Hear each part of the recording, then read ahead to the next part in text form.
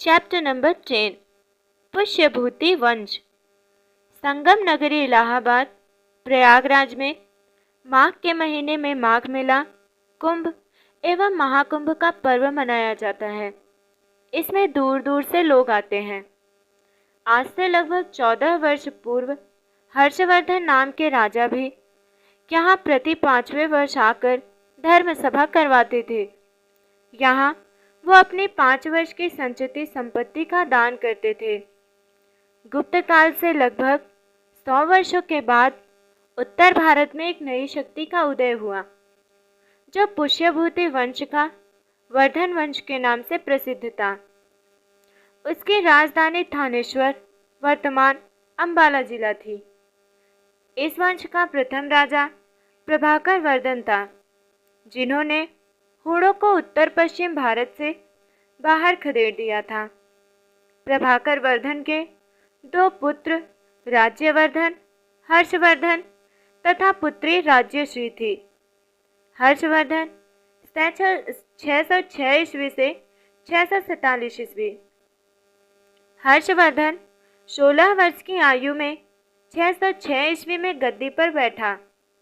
हर्ष की प्रारंभिक राजधानी थानेश्वर थी। बाद में उन्होंने कन्नौज को अपनी राजधानी बनाया।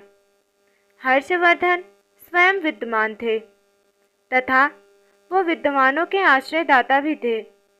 हर्ष ने संस्कृत में 3 नाटकों नागानंद, रत्नावली और प्रियदर्शिका की रचना की है। बाणभट्ट हर्ष के दरबारी कवि थे, जिन्होंने हर्षचरित नामक पुस्तक लिखा।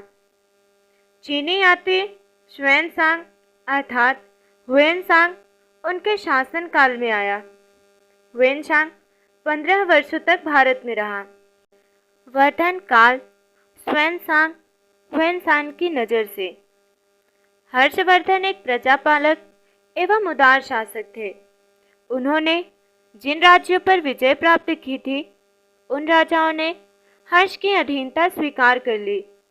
हर्षवर्धन ने अपने संपूर्ण साम्राज्य की व्यवस्था के लिए उसे भुक्तियों अर्थात प्रांतों, विषयों अर्थात जिलों तथा ग्रामों में विभाजित किया। उसके शासन में अपराध कम होते थे। अपराध करने वाले को कठोर दंड दिया जाता था। हर्ष का बौद्ध धर्म से बहुत लगाव था। उन्होंने कन्नौज में एक विशाल धर्म सभा बुलाई। वो बहुत दानी भी थे। वो हर 5 साल में प्रयाग के मेले में दान करते थे। आइए उसके दान के बारे में पढ़ते हैं। हर्ष ने सभी धर्म के विद्वानों, पुरोहितों, किसानों व ह्वेनसांग को दान के लिए आमंत्रित किया। कृपया मेरी इस छोटी सी भेंट को स्वीकार करें। ईश्वर आपके साथ रहे। हे हर्ष। हर्ष ने गरीबों को भी आमंत्रित किया। अंत में सिर्फ एक पुरोहित बचा। कृपया माफ करें, मेरे पास अब कुछ भी नहीं है सिवाय कपड़ों के। इस प्रकार प्रत्येक 5 साल में हर्ष अपनी सारी संपत्ति को विद्वानों को, पुरोहितों तथा गरीबों में बांट देता। कृपया इसे ग्रहण करें। हर्ष, आपकी लंबी आयु हो। मैंने कई राजा देखे, पर हर्ष जैसा नहीं। मैंने कई देश देखे, पर भारत जैसा नहीं। भारत वास्तव में महान देश है और इसकी महानता हर्ष जैसे लोगों की वजह से है। नालंदा का विश्व प्रसिद्ध विश्वविद्यालय हर्ष के राज्य में था। यहाँ धर्म के अतिरिक्त व्याकरण, तर्क चिकित्सा, विज्ञान, शिल्प और उद्योग की भी शिक्षा दी जाती थी। धार्मिक सद्भाव था। लोगों के विचारों में मतभेद नहीं था। ह्वेनसांग ने यहाँ शिक्षा ग्रहण की तथा शिक्षण का कार्य भी किया। 647 ईस्वी में हर्षवर्धन की मृत्यु हो गई। उन्होंने लगभग 40 वर्षों तक शासन किया। उनकी मृत्यु के बाद केंद्रीय शासन सत्ता छिन्न भिन्न हो गई और उत्तर तथा दक्षिण भारत में छोटे छोटे राजवंशों की स्थापना हुई। चैप्टर नंबर 11, राजपूत काल, 7वीं से 11वीं शताब्दी। सम्राट हर्ष की मृत्यु के बाद भारत में एक शक्तिशाली केंद्रीय शक्ति का अभाव हो गया। केंद्रीय शक्ति के अभाव में छोटे छोटे राज्यों का अभ्युदय हुआ। इन सभी राज्यों के संस्थापक प्रायः राजपूत थे। राजपूत सत्ता के लिए आपस में संघर्ष करते रहते थे। राजपूतों की उत्पत्ति, राजपूत राजवंशों का उदय 7वीं शताब्दी से ही दिखाई देता है। 11वीं शताब्दी आते आते उत्तर भारत में कई राजपूत कुल प्रसिद्ध हो जाते हैं, जिनमें प्रतिहार, चौहान, परमार, गहरवाल, चंदेल राजवंश प्रमुख थे। प्राचीन भारतीय समाज जो धीरे धीरे मध्यकालीन समाज में बदला, इसका मुख्य कारण था भूमि अनुदान की प्रथा। वेतन और पारिश्रमिक की जगह बड़े पैमाने पर भूमि का अनुदान मिलने लगा था। इसमें राजा को ये सुविधा थी कि करों की वसूली करने और शांति व्यवस्था बनाए रखने का भार अनुदान प्राप्त करने वालों के ऊपर चला जाता था।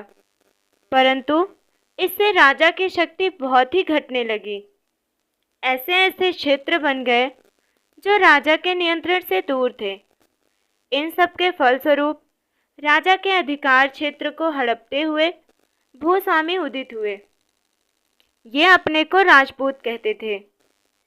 राजपूत, राजपूत संस्कृत शब्द राजपुत्र का बिगड़ा हुआ रूप है। ये शब्द राजकुमार या राजवंश का सूचक था। धीरे धीरे क्षेत्रीय वर्ग राजपूत नाम से प्रसिद्ध हो गया। प्रमुख राजवंश, प्रतिहार वंश जो उज्जैन के हैं। इस वंश को गुर्जर प्रतिहार वंश भी कहते हैं। इस वंश का प्रथम शक्तिशाली शासक नागभट्ट प्रथम था। इन्होंने प्रतिहारों का राज्य विस्तार किया, साथ ही साथ अरबों को सिंध से आगे बढ़ने से रोक दिया।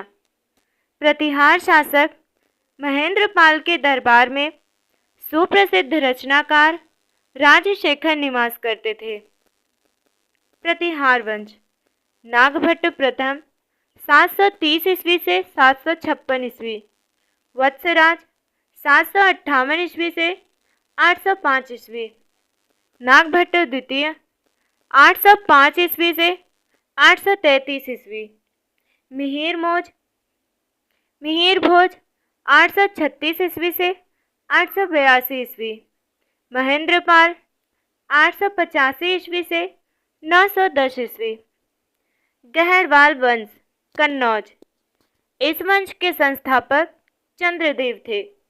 गहरवालों ने अपनी राजधानी कन्नौज को बनाया, जबकि काशी इसकी दूसरी राजधानी थी। इस वंश के शासक गोविंद चंद ने अनेक दुर्ग आक्रमण को विफल कर दिया। इस वंश का अंतिम शासक जयचंद था, जिसे मोहम्मद गोरी ने चंदावर के युद्ध में पराजित किया। अब हम गहरवाल के वंश के सन देख लेते हैं। चंद्रदेव 1080 ईस्वी से 1085 ईस्वी, गोविंद चंद 1114 ईस्वी से 1154 ईस्वी, विजय चंद 1156 ईस्वी से 1170 ईस्वी, जयचंद 1170 ईस्वी से 1194 ईस्वी। चौहान वंश अर्थात चाहमान वंश, अजमेर, दिल्ली। इस वंश की स्थापना वसुदेव ने की थी। प्रारंभ में ये अजमेर से शासन करते थे। बाद में दिल्ली को इन्होंने अपनी राजधानी बनाया। इसी के साथ दिल्ली भारत में सत्ता का केंद्र बन गई। इस वंश का सबसे प्रतापी शासक पृथ्वीराज चौहान पृथ्वीराज तृतीय था। पृथ्वीराज चौहान ने तराइन के प्रथम युद्ध 1151 में मोहम्मद गौरी को पराजित किया था। चंदेल वंश, बुंदेलखंड। चंदेल वंश के संस्थापक नन्नूक थे। चंदेल शासकों ने विश्व प्रसिद्ध खजुराहो के मंदिरों का निर्माण करवाया था। चंदेल वंश, यशोवर्मन 925 ईस्वी से 950 ईस्वी, धंगदेव 950 ईस्वी से 1002 ईस्वी, गंगदेव 1002 ईस्वी से 1019 ईस्वी। अब परमार वंश, जो मालवा का था। इस वंश की स्थापना उपेंद्र ने की थी। इस वंश के प्रमुख शासक मुंज 1977 ईस्वी से 1995 ईस्वी तथा राजा भोज 1017 ईस्वी से 1060 ईस्वी थे।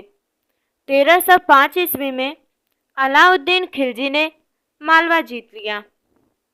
अब हम देख लेते हैं पाल वंश, जो बंगाल के रहने वाले थे। जिस समय उत्तर भारत में राजपूत शासकों का राज्य स्थापित हो रहा था, उसी समय गोपाल ने बंगाल में पाल वंश स्थापना की।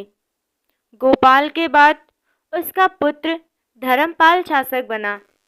धर्मपाल ने सुप्रसिद्ध विक्रमशिला विश्वविद्यालय की स्थापना की। 12वीं शताब्दी के अंत में पाल वंश का अंत हो गया और बंगाल में सेन वंश सत्ता में आया। राजपूत कालीन समाज शासन व्यवस्था।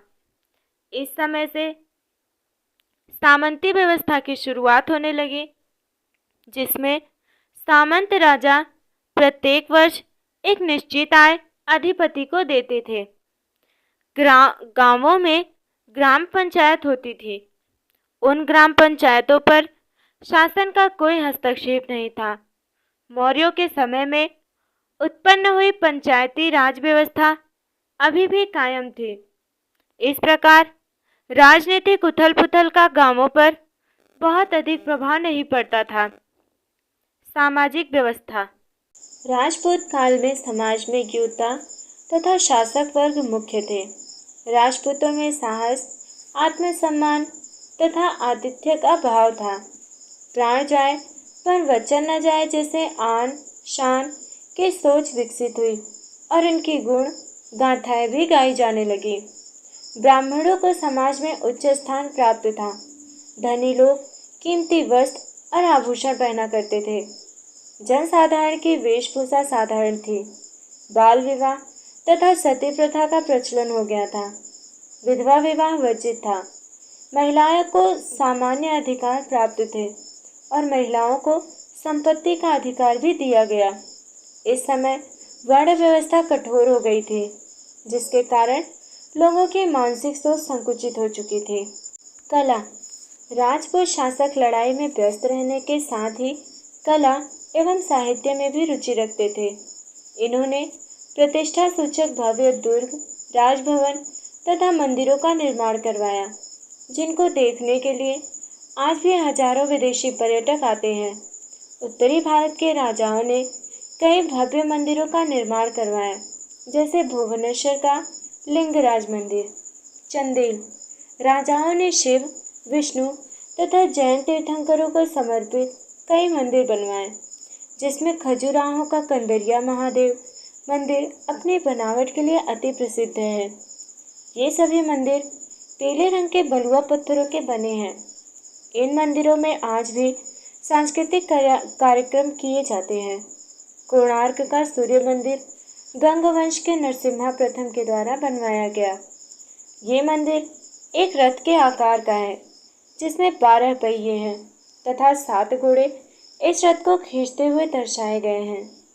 मंदिरों का व्यय चलाने के लिए उच्च वर्ग के लोग सोना, चांदी, कीमती पत्थर, मोती इत्यादि दान में देते थे। इन मंदिरों की विशेषता ये थी कि ये धन धान्य से परिपूर्ण थे। अब देखते हैं शिक्षा एवं साहित्य। राजपूत शासकों के समय में आश्रमों, पाठशालाओं एवं विश्वविद्यालयों में शिक्षा दी जाती थी। इस समय नालंदा, विक्रमशिला, उज्जैनी, कन्नौज, काशी, धारानगरी प्रमुख शिक्षा केंद्र थे। इसी काल में नाटक, काव्य एवं ग्रंथ लिखे गए, जैसे राजशेखर की बाल रामायण, भारवी का किरातार्जुनीयम, माघ का शिशुपाल वध नाटक, कल्लड़ की राज तरंगिणी ऐतिहासिक ग्रंथ है, जयदेव का गीत गोविंद, जो कि काव्य है, संस्कृत भाषा में लिखे गए। इसी काल में क्षेत्रीय भाषाओं जैसे हिंदी, बंगाली, मराठी, उड़िया, गुजराती आदि में भी ग्रंथ लिखे गए। उदाहरणतः चंद्रबरदाई की पृथ्वीराज रासो का वीर गाथा काव्य में हिंदी लिखा गया। मंदिर निर्माण। मोटे तौर पर मंदिर निर्माण की दो शैलियाँ थीं, उत्तर भारतीय और दक्षिण भारतीय।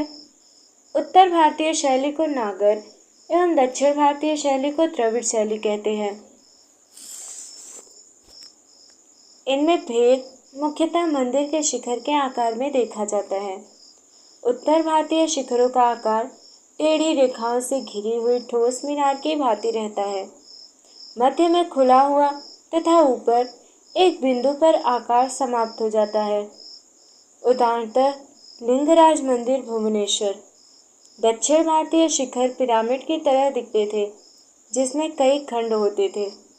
प्रत्येक खंड क्रमशः ऊपर की ओर अपने नीचे वाले खंड से छोटा होता जाता था और सबसे ऊपर जाकर छोटा तथा गोलाकार हो जाता था।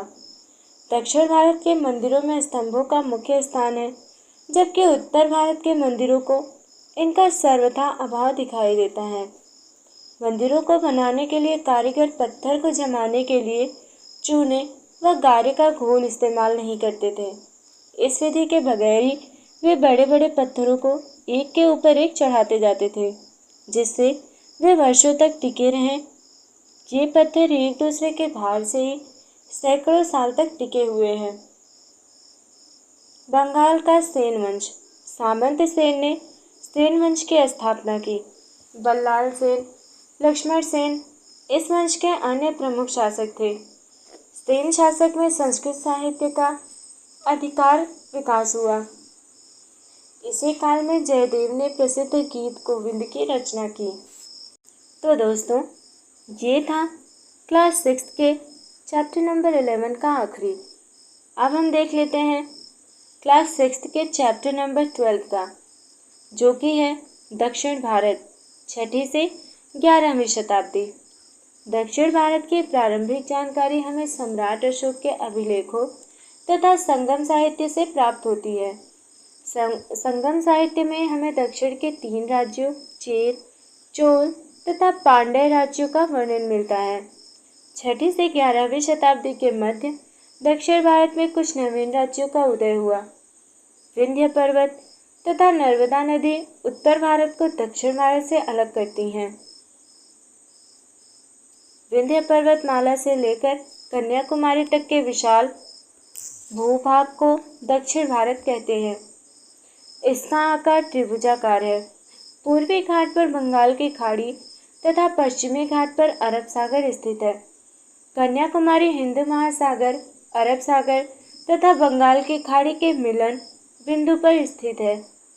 इन भौगोलिक विविधताओं के बीच 6ठी से 11वीं शताब्दी के मध्य राष्ट्रकूट, चालुक्य, पल्लव तथा चोल वंश का उदय हुआ। इन राज्यों ने न केवल दक्षिण भारत अपितु उत्तर भारत की राजनीतिक व्यवस्था को भी प्रभावित किया। इन राज्यों ने कला एवं साहित्य के विकास पर विशेष ध्यान दिया। दक्षिण भारतीय शासकों की मंदिर निर्माण में विशेष रुचि थी। इन शासकों ने एलोरा का कैलाश मंदिर, विरूपाक्ष मंदिर, बृहदेश्वर मंदिर, महाबलीपुरम का रथ मंदिर जैसे विश्व प्रसिद्ध मंदिरों का निर्माण कराया। इन्होंने भारतीय कला एवं संस्कृति को दूर दराज के देशों तक फैलाया। राष्ट्रकूट वंश, मान्यखेट। राष्ट्रकूट वंश का प्रथम शासक दंती दुर्ग था। इन्होंने अपनी राजधानी मान्यखेट को बनाया, जो आधुनिक शोलापुर अर्थात महाराष्ट्र के निकट थी। दंती दुर्ग के बाद कृष्ण प्रथम शासक बना। कृष्ण प्रथम ने एलोरा का प्रसिद्ध कैलाश मंदिर का निर्माण कराया। चालुक्य वातापी। चालुक्य वंश के संस्थापक पुलकेशिन प्रथम थे। इन्होंने वातापी को अपनी राजधानी बनाया। वातापी का आधुनिक नाम बादामी है, जो कर्नाटक राज्य के बागलकोट जिले में स्थित है। इसी वंश के प्रतापी शासक पुलकेशिन तृतीय ने उत्तर भारत के सम्राट हर्षवर्धन को युद्ध में पराजित किया था।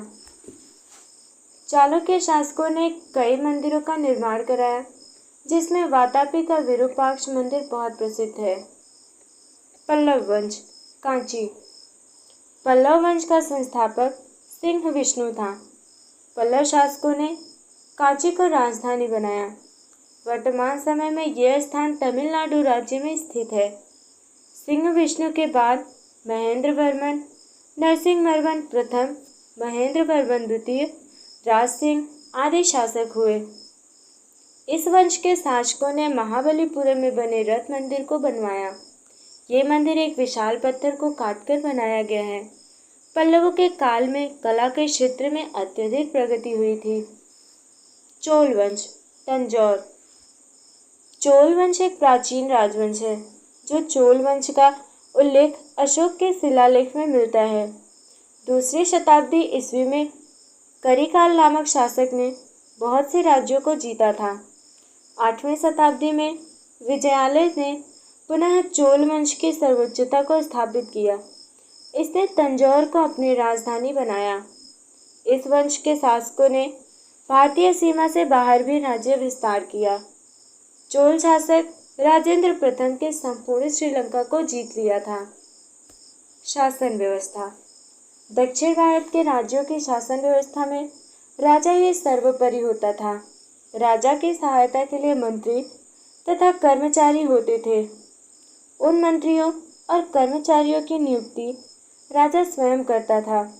इस प्रकार उन मंत्रियों और कर्मचारियों पर उनका नियंत्रण रहता था। चोलों की शासन प्रणाली बहुत विकसित और सुव्यवस्थित थी। समस्त साम्राज्य को राष्ट्रम कहते थे, प्रांतों को मंडलम, जनपद को नाडु तथा गांवों को कुर्रम कहा जाता था। कुर्रमवासी अपनी बैठकों में समस्याओं का समाधान करते थे।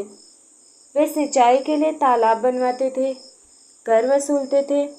ये आर्थिक रूप से स्वावलंबी थे। यहीं से स्थानीय स्वशासन यानी आज से मिलती जुलती पंचायती राज व्यवस्था की शुरुआत हुई।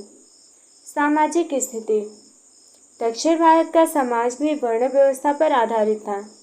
इस समय समाज में दो वर्ग ब्राह्मण व गैर ब्राह्मण ही थे। सभी अपने अपने कर्तव्यों का पालन करते थे। समाज में स्थिरता थी। राज्य में धनी और गरीबों में अंतर था। धनवान व्यक्तियों के मकान सुंदर एवं सुसज्जित होते थे। गरीबों के घर सादे होते थे और फर्श कच्ची ईंट की होती थी। किसान भूमि के स्वामी माने जाते थे, परंतु मजदूरों की दशा अच्छी न थी। कृषि मजदूर दासों की तरह ही थे। धार्मिक स्थिति। दक्षिण भारत के शासक हिंदू धर्म को मानने वाले थे। वे अन्य धर्मों के प्रति भी उदार थे। वे बौद्ध एवं जैन धर्म के विहारों तथा मंदिरों के निर्माण हेतु भी दान किया करते थे। समाज में विष्णु तथा शिव की पूजा विशेष रूप से होती थी। शंकराचार्य ने उत्तर, दक्षिण, पूर्व और पश्चिम क्षेत्रों में मठों की स्थापना की। इन्होंने आत्मा और परमात्मा को एक बताया। 11वीं शताब्दी में दक्षिण के रामानुजाचार्य ने शक्ति और ज्ञान को ईश्वर प्राप्ति का साधन बताया। कला साहित्य को बढ़ावा। दक्षिण भारत के बड़े व भव्य मंदिर ठोस चट्टानों को काटकर निर्मित किए गए थे। इनके शिखर आयताकार, ऊंचे एवं कई मंजिलों के होते थे। मंदिर की दीवारों पर सुंदर कृतियां बनाई जाती थी। इस प्रकार के मंदिर उस समय तक उत्तर भारत में नहीं निर्मित हुए थे। बृहदेश्वर मंदिर का निर्माण चोल राजाओं ने कराया। ये 14 मंजिला ऊंचा है। इस समय की मूर्ति कला भी बहुत विकसित थी। इस मंदिर में धातु की बनी नटराज की सुंदर मूर्ति स्थापित है। अब इस वंश की देख लेते हैं हम साहित्य की प्रगति। दक्षिण भारत के राजा शिक्षा व साहित्य के प्रेमी थे, अतः दक्षिण भारत में संस्कृत व तमिल के अलावा अन्य स्थानीय भाषाओं जैसे कन्नड़ की भी पर्याप्त उन्नति हुई। पल्लव शासकों के समय में संस्कृत भाषा की विशेष उन्नति हुई। कांचीपुरम पल्लवों की राजधानी होने के अलावा तमिल और संस्कृत के अध्ययन का केंद्र भी था। महान संस्कृत कवि दंडी पल्लव राजा नरसिंहवर्मन द्वितीय की राजसभा में थे। कंबन द्वारा लिखित रामायणम ग्रंथ तुलसीकृत रामचरितमानस की भांति दक्षिण में लोकप्रिय है। आय के स्रोत व्यापार व कृषि। दक्षिण भारत में मसालों का उत्पादन बहुत होता है। वे अपने इन प्राकृतिक संसाधनों एवं व्यापार से लाभ उठाते रहे। दक्षिण पूर्व एशिया से इनके अच्छे व्यापारिक संबंध थे। प्राचीन काल में ये लोग यूनान, रोम व मिस्र के साथ दूसरी ओर मलय द्वीप समूह के साथ तथा वहां से चीन के साथ व्यापार करते थे। इनका प्रमुख बंदरगाह महाबलीपुरम था, जो स्थानीय व सुदूर व्यापार के कारण राजकोष की आय के लिए बहुत ही महत्वपूर्ण था। नदियों के तटीय इलाकों में धान व गन्ना की उपज होती थी। दक्षिण भारत का विदेशी से संपर्क। चोल वंश के राजा राजेंद्र चोल प्रथम के पास बहुत बड़ी जल सेना थी, जिसकी सहायता से उन्होंने दक्षिण पूर्वी एशिया के भूभागों लंका, निकोबार द्वीप, मलाया तथा मलाया द्वीप समूहों में अपने संपर्क बनाए। इस समय भारत के कुछ व्यापारी पड़ोसी देशों में गए, जहां उन्होंने बस्तियां बनाई। कुछ बौद्ध प्रचारक भी पहुंचे। विदेशों के स्थानीय लोग इनसे प्रभावित हो भारतीय विचार, कला व रीति रिवाज अपनाते गए। इसी प्रकार पल्लवों ने सुमात्रा में अपनी बस्तियां स्थापित की, जो भारतीय संस्कृति के प्रसार के महत्वपूर्ण केंद्र बन गए। कंबोज अर्थात कंबोडिया और चंपा, जिसके शासक शैव थे, ने कंबोज को संस्कृत भाषा का केंद्र बनाया और असंख्य लेख संस्कृत भाषा में लिखवाए। भारतीय स्थानीय लोगों के साथ घुल मिल गए, जिससे भारतीय कला, साहित्य एवं भाषा का विस्तार हुआ। आज भी इसका प्रभाव वहाँ के स्थानीय संस्कृति में दिखाई देता है। इंडोनेशिया में आज भी रामायण की कहानी इतनी लोकप्रिय है कि वहाँ की जनता इस पर आधारित लोक नाट्य खेलती है। इंडोनेशिया भाषा में आज भी कई संस्कृत के शब्द हैं। अंकोर वाट का मंदिर कंबोडिया में स्थित है। ये मंदिर विश्व की धरोहर है। इस मंदिर की दीवारों पर रामायण, महाभारत की कहानियाँ उभरी हुई मूर्तियों में अंकित हैं। अद्भुत बात यह है कि संसार का सबसे विशाल बौद्ध मंदिर भारत में नहीं, अपितु बोरोबुदुर, जो कि इंडोनेशिया में है, वहाँ पर मिलती है। तो दोस्तों, ये था एनसीईआरटी क्लास 6 के हिस्ट्री का लास्ट चैप्टर, 12वां चैप्टर। अब मैं आप लोगों को पूरे एक वीडियो में, अगर आप लोग ऐसा कहते हैं तो पूरे एक वीडियो में इन सारे वीडियो को इकट्ठा करके मैं दे दूँगी, तो आप लोग उसको भी ऑडियो रूप में सुन सकते हैं। देखिए, क्लास 6 की जो हिस्ट्री के एनसीईआरटी है, उसमें कुछ चित्रांकित करने जैसा नहीं है, ग्राफिकल नहीं है, तो हम उसको एक ऑडियो के फॉर्म में भी सुन सकते हैं। इससे जो हम ऑडियो सुनेंगे वो सीधा हमारे माइंड में हिट करेगा।